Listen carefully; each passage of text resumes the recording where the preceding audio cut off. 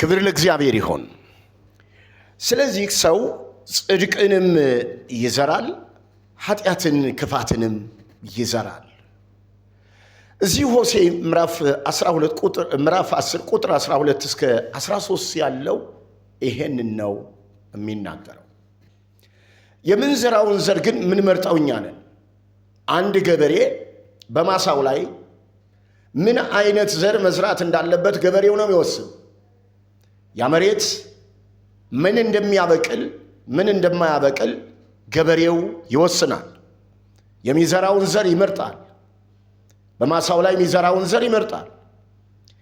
ዛሬም እኛ በመንፈሳዊ ነገር የምንዘራቸውን ዘሮች መምረጥ መቻል አለብን። ጽድቅም የመዝራት መብት አለን፣ አመፃም የመዝራት መብት አለን፣ ክፋትም የመዝራት መብት አለን፣ ኃጢአትም የመዝራት መብት አለን፣ ተንኮልም የመዝራት መብት አለን፣ አንከርዳድ የመዝራት መብት አለ።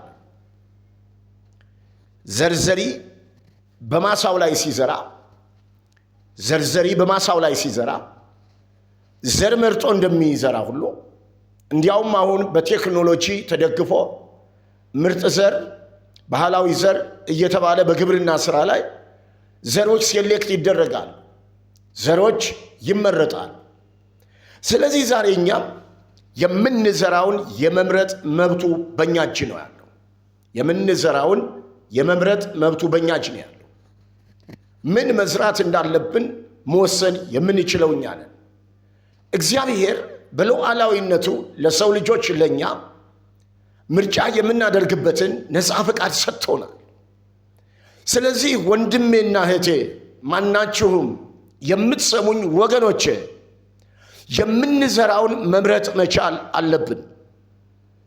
ትውልድ አሁን ብዙ ዘር እየዘራ ነው። ብዙ አይነት ዘር እየዘራ ነው። ዘር ደግሞ ሲዘራ የሚሰጠው የተዘራውን ያንኑ እንጂ ሌላ ነገር አይሰጥም። በቆሎ ጤፍ ሊሰጥ አይችልም። ስንዴ በቆሎ ሊሰጥ አይችልም። ዳጉሳ ጤፍ ሊሰጥ አይችልም። የሚዘራው ዘር የሚሰጠው ያንኑ የተዘራውን። ለዚህ ነው ሐዋርያው ጳውሎስ ሲናገር የሰው ልጅ ወይንም ሰዎች የዘራውን ሰው የሚዘራውን ያንኑ ያጭዳል ይላል። ዛሬ ወገኖቼ ብዙ ሰዎች ሚዲያውን ተጠቅመው ያለውን ይሄንን ምቹ ሁኔታ ግሎባላይዜሽኑን ተጠቅመው የራሳቸውን ዘር እየዘሩ ነው ያሉት። ነገር ግን በሚዘሩትና በዘሩት አንድ ቀን በፍሬው ወይ ይደሰታሉ ወይ ደግሞ ያዝናሉ። ሰው አሁን በሚዘራው ዘር በኋላ በሚሰበስበው በፍሬው ወይ ያፍርበታል ወይ ደግሞ ይደሰትበታል። ወይ መልካም ፍሬ ያጭዳል ወይ ደግሞ ክፉ ፍሬ ያጭዳል። ስለዚህ ወገኖቼ የምትሰሙኝ ሰዎች እንደ እግዚአብሔር ቃል ስሙኝ።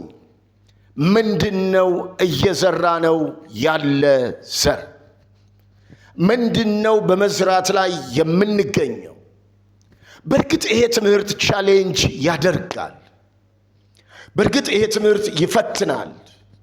እንዴት ካላችሁኝ ሰው አሁን የሚዘራውን ስለማያውቅ ኃጢአት የሚዘራ ሰው፣ ጥላቻ የሚዘራ ሰው ጽድቅ የሚዘራ መስሎ ስለሚሰማው በመክብብ ምዕራፍ 8 ቁጥር 11 ላይ የእግዚአብሔር ቃል ሲናገር በክፉ ሥራ ላይ እግዚአብሔር ፈጥኖ ፍርድ አይሰጥምና የሰው ልጆች ኃጢአትን ለማድረግ ልባቸውን አጠነከሩ ይላል።